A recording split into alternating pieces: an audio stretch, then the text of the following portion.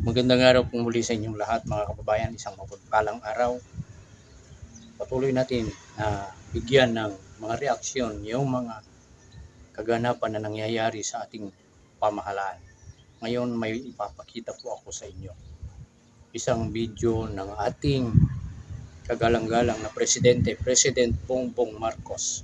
Nagsalita na siya na dapat daw aksyonan yung mga reklamo tungkol kay Martin Romualdez at kay Saldico. Ito po, panoorin po natin sabay-sabay. Na nakukuha natin tungkol sa mga flood control project na hindi maganda.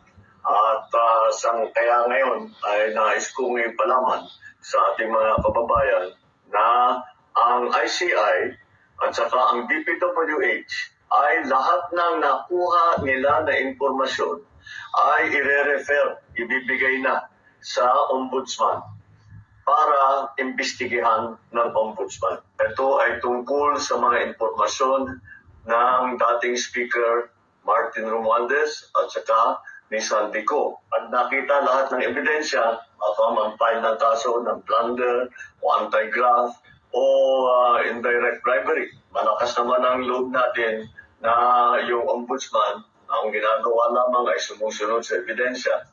At kung saan tayo dinadala ng ebidensya, doon pupunta ang ating investigasyon. Maraming salamat po. Magandang araw po sa inyo na. Ngayon ay sana nga huwag lang humangga doon sa investigasyon. Sana nga ay maparusahan kung sino ang dapat parusahan, yung mga nagkamali, walang takipan, huwag pagtakpan. Kung sino yung nagkasala, ay parusahan sapagkat bilyon-bilyon ang nawala sa pera ng bayan.